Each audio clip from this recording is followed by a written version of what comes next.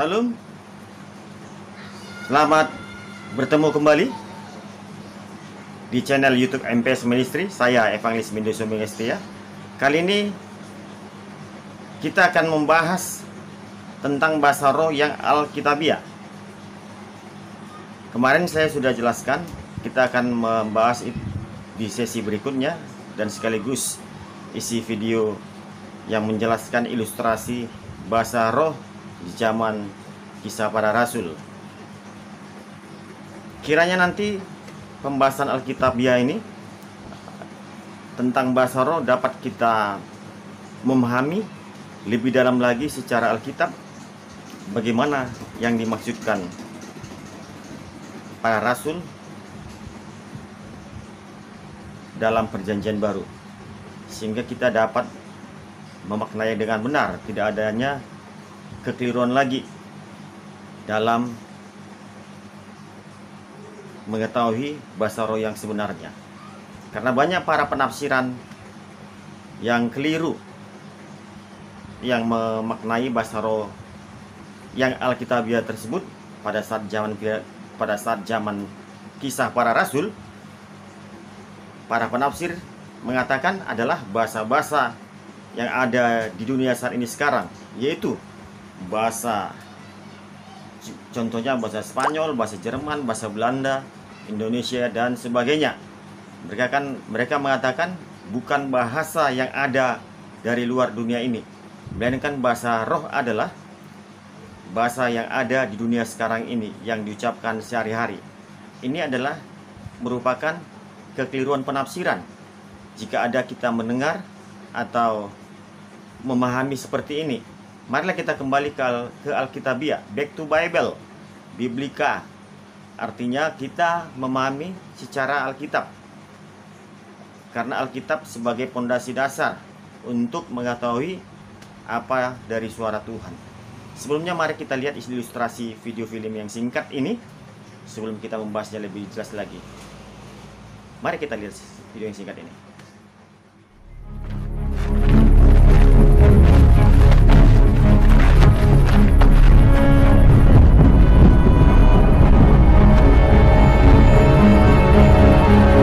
You will be my witnesses in Jerusalem and in all Judea and Samaria and to the ends of the earth. Go into the world and preach the gospel to all creation.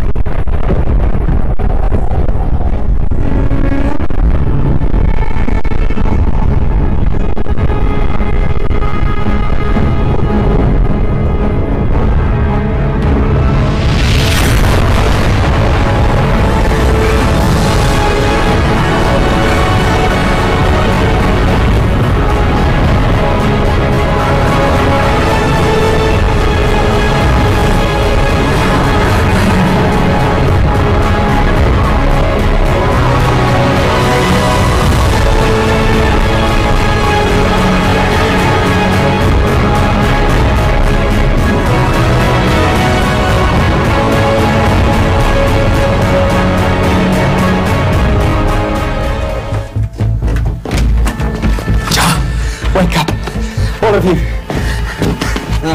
Wake. Come. What are we doing? We're praying. Our Father who art in heaven, hallowed be your name. Your kingdom come. Your will be done.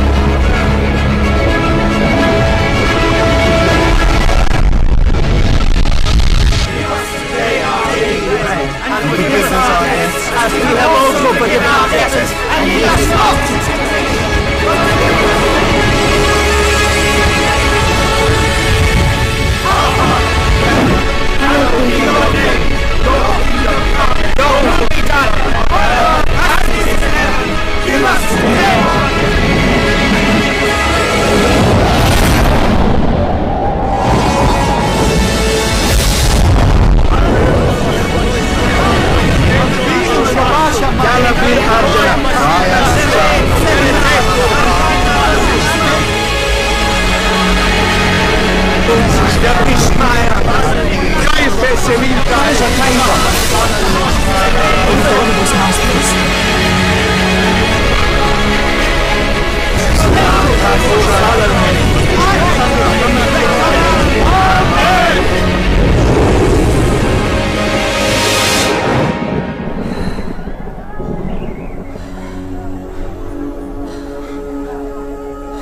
Now we can leave this place.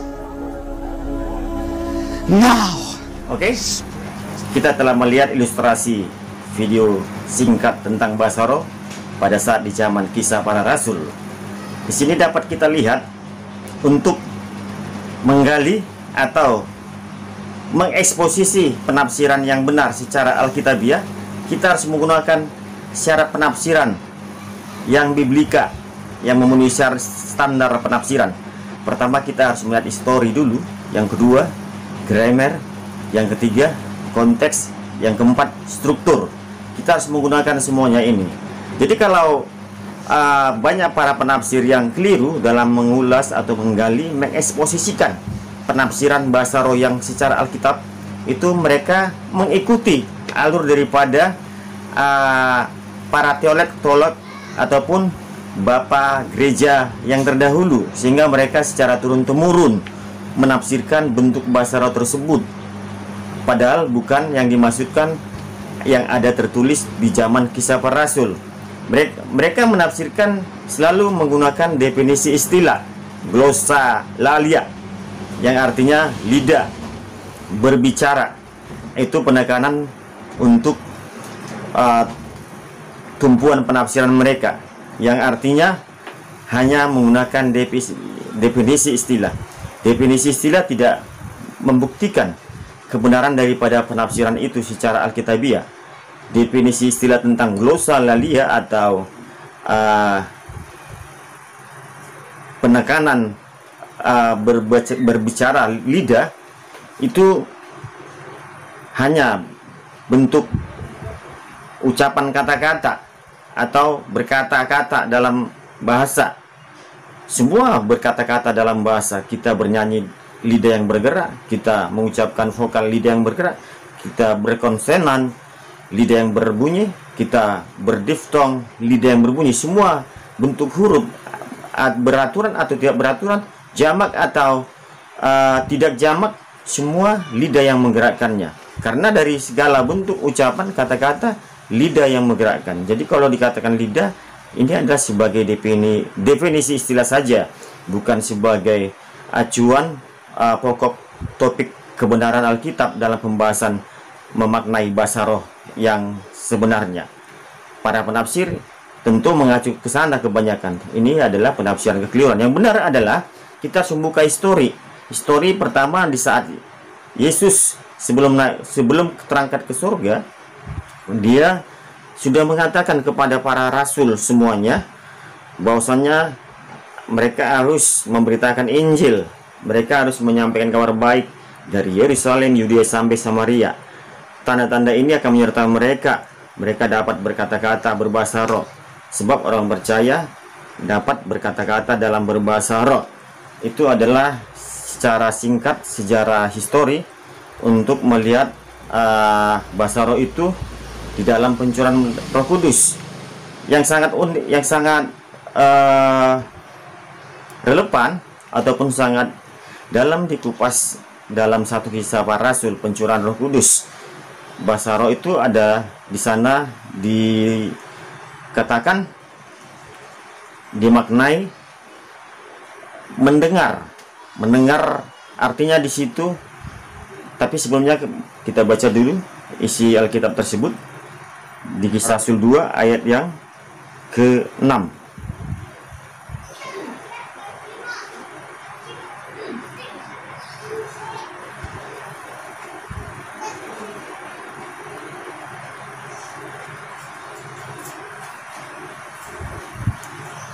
Ketika turun bunyi itu, berkerumunlah orang banyak, mereka bingung karena mereka masing-masing mendengar rasul-rasul itu berkata-kata dalam bahasa mereka sendiri. Jadi para rasul berkata-kata didengarkan oleh para audiens, para orang percaya yang hadir dari berbagai suku dan bangsa yang hadir menantikan pencurahan Roh Kudus di sana. Jadi kata mendengar sebagai acuan kata untuk mendukung tata bahasa, grammar. Grammar di sini sebagai kata kunci, yaitu mendengar. Mendengar artinya mendengar apa yang diucapkan oleh para rasul. Jadi para audiens dari berbagai suku bangsa yang hadir di sana mendengar para rasul, mendengar bahasa daerah mereka sendiri. Artinya mereka dapat menafsirkan di sini. Di sini para audiens, para orang percaya yang hadir di sana menantikan pencurahan Roh Kudus dapat menafsirkannya. Padahal mereka tidak melihat para rasul berkata-kata dalam bentuk vokal apa atau dalam bentuk bahasa apa, sedangkan mereka mendengar di sana bahasa-bahasa daerah mereka sendiri yang mereka perdengarkan. Tapi secara autentik mereka tidak melihat kosakata yang diucapkannya, apakah beraturan atau tidak beraturan, tapi mereka memperdengarkan bahasa mereka sendiri. Karena kita tahu di Alkitab tidak dicatat bahwasannya posisi jarak rasul dan para audiens yang hadir dari suku bangsa di sana tidak dicatat di Alkitab, karena mereka berbahasa roh atau berkata-kata dalam bahasa lidah saat pencurahan Roh Kudus. Mereka dipenuhi lidah-lidah api, hingga lidah api mereka kepenuhan Roh Kudus, sehingga mereka berkata-kata spontanitas, tiba-tiba. Jadi tidak dibuat-buat ataupun tidak direncanakan. Jadi posisi antara suku bangsa yang ada di sana ke mereka pada saat rasul berbahasa roh itu jaraknya tidak itu di Alkitab, tapi mereka tidak melihat posisinya karena dalam ruangan bertingkat di atas. Karena Alkitab hanya mencatat mereka naik ke atas. Kita baca ayatnya di sini. Alkitab hanya mencatat mereka tinggal sehati dan berdoa untuk menantikan pencurahan Roh Kudus. Jadi Alkitab hanya mencatat di sini mereka tinggal bersama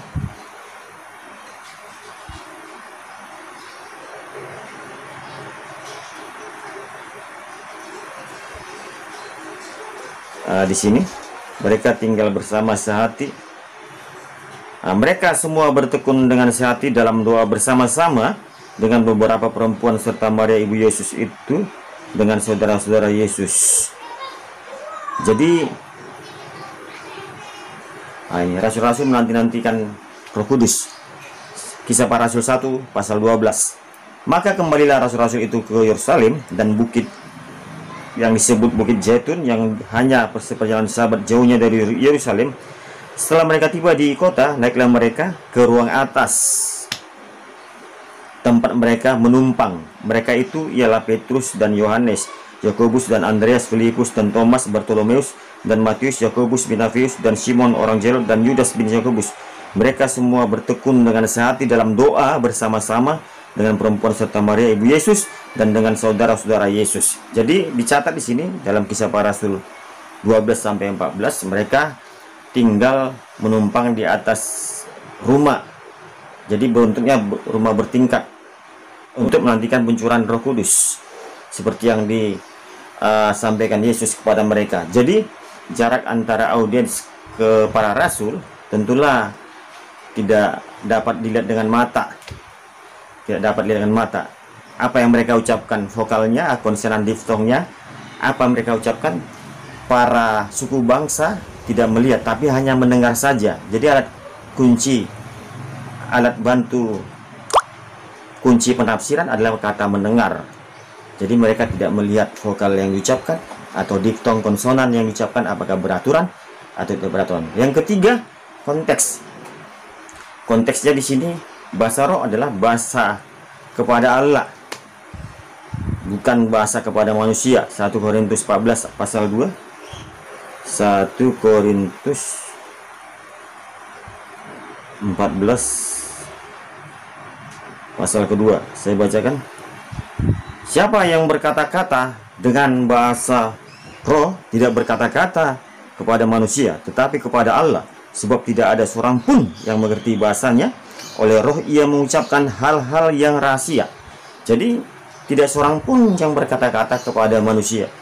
Jadi mereka berkata-kata kepada Allah dan tidak seorang pun dapat mengerti bahasa mereka. Jadi Di sini bukan menyatakan perbedaan bahasa di sini. Banyak para penafsir mengatakan ini adalah bentuk perbedaan bahasa roh. Seolah-olah mengatakan mereka di sini ini bahasa roh yang tidak dapat ditafsirkan. Di Kisah Para Rasul 2 adalah bahasa roh yang dapat ditafsirkan. Bukan, ini sama-sama berbahasa roh yang sama, bukan bahasa roh berbeda. Sama-sama bahasa roh yang dikasih Tuhan kepada orang-orang percaya. Jadi di sini maksudnya Rasul Paulus mempertegas bahasa roh itu bukan bahasa roh kepada manusia atau bahasa yang dibuat-buat, melainkan hanya kepada Allah, hanya kepada Tuhan. Tetapi dia meminta supaya ada yang menafsirkannya, supaya dikumandangkan di tengah-tengah jemaat, jemaat dapat dibangun dan tumbuh dalam bahasa roh tersebut. Rasul Paulus mau kita semua untuk berbahasa roh, dan dia menginginkan kita semua dapat berbahasa roh. Jadi berbahasa roh adalah secara Alkitab berbahasa roh kepada Allah, kepada Tuhan, kepada manusia. Bahasa roh tidak dapat dibuat-buat, bahasa roh tidak dapat dipelajari, bahasa roh tidak dapat dibunyikan karena sesuka hati kita supaya kelihatan kita lebih rohani, lebih hidup kudus. Itu kesalahan. Jadi bahasa roh adalah bahasa kepada Allah yang dikehendaki Roh Kudus untuk dibunyikan. Saya singkat katanya, bahasa roh adalah kemampuan rohani seseorang untuk berbicara kepada Allah sesuai dengan yang dikehendaki Roh Kudus, sehingga nanti Roh Kudus memberikan suatu inspirasi penafsiran kepada yang dikehendaki oleh Roh Kudus tersebut juga. Jadi penafsiran pun dapat juga orang itu juga yang menafsirkan, atau orang atau teman sekitarnya yang menafsirkannya. Jadi bahasa roh tidak kaku tapi fleksibel, sesuai dengan apa yang dikehendaki Roh Kudus. Tidak dapat dibatasin, tidak dapat dilarang-larang. 1 Korintus 14 ayat 39. Bahasa roh tidak dapat dilarang. 1 Korintus 14 ayat 39 ada tertulis.